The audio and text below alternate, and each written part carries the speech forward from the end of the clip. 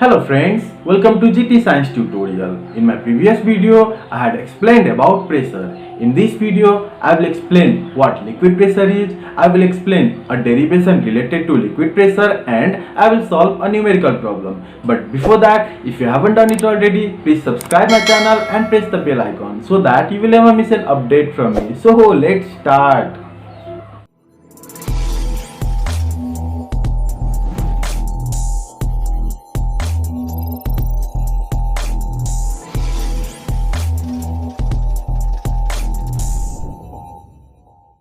Liquid pressure भनेको कस्तो प्रेसरलाई भनिन्छ त? लिक्विड प्रेसर भनेको त्यस्तो प्रेसरलाई भनिन्छ जुन चाहिँ कुनै लिक्विडले कुनै कन्टेनरको वालमा फोर्स एप्लाई गर्दा जेनेरेट हुन्छ। जस्तै जारमा भएको पानीले जारको वालहरुमा फोर्स एप्लाई गर्छ, त्यसरी नै ग्लासमा भएको पानीले ग्लासको वालहरुमा फोर्स एप्लाई गर्छ।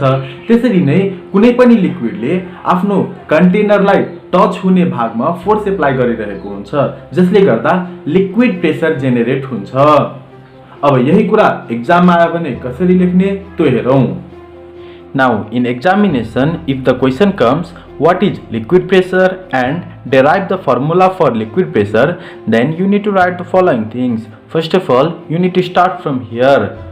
When liquid is kept in a container, it exerts pressure at the bottom of the container as well as to the walls.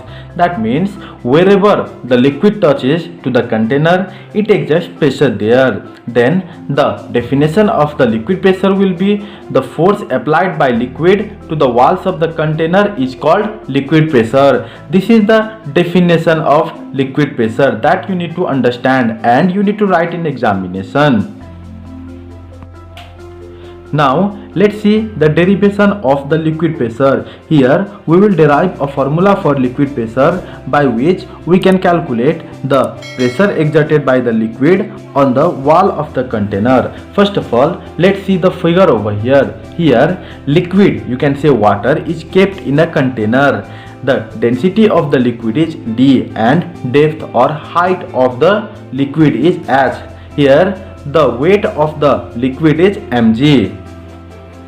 After understanding pressure, now let's see the derivation for the liquid pressure. First of all, you need to write, let us take liquid as shown in the diagram with density D. Here you can see in the figure, I have already explained the density of the liquid is D in a container of cross-sectional area A. A is the cross-sectional area of this container. Let the height or depth of the liquid be H.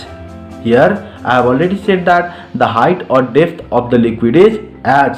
Now according to the definition of pressure, we know that pressure is equal to force by area. Now to understand about this, please go and watch my previous video. I will put the link in the description below. Now we can write P is equal to F by A. In place of F, we can write M into G, that is mass into acceleration due to gravity. Now mass can be replaced by volume into density. The reference you can see over here. Here density is equal to m by v. So if we need to calculate the value of m, then we will get m is equal to v into d. Now similarly, in place of v, that is volume, we can write area of cross section into height, that is a into h. Now here a will be cancelled out. The final expression will be p is equal to h dg.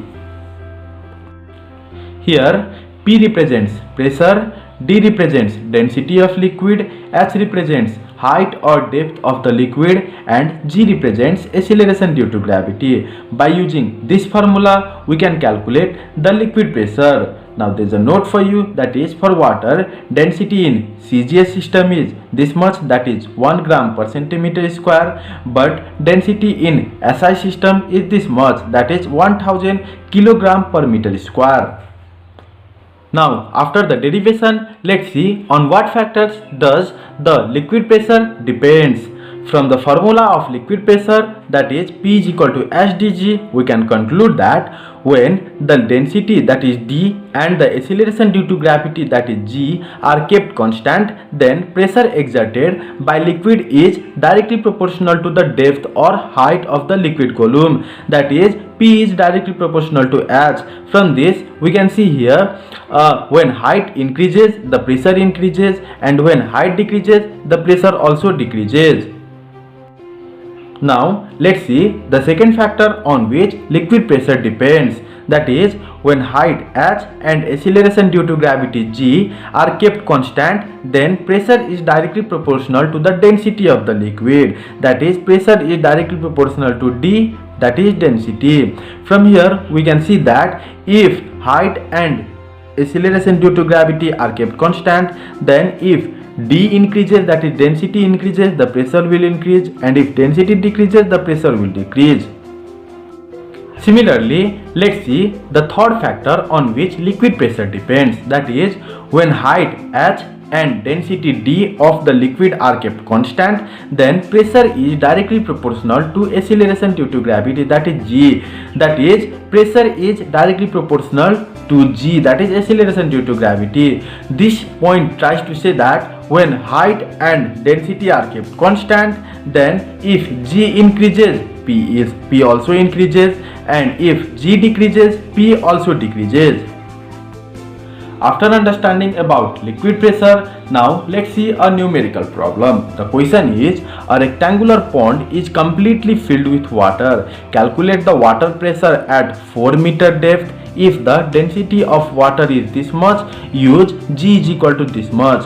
Now always remember that in examination they might not give you the value of density of water and acceleration due to gravity, so you need to understand or remember by yourself. Now let's see the solution. We have depth, that is h given to be 4 meter, density that is given to be 1000 kg per meter square. Similarly, the value of small g, that is acceleration due to gravity, is given to be 10 meter per second square. Now we know P is equal to h into d into g, which is the formula for liquid pressure. Now if you put the values and if we solve them, we will get 40,000 Pascal, which is the value of liquid pressure.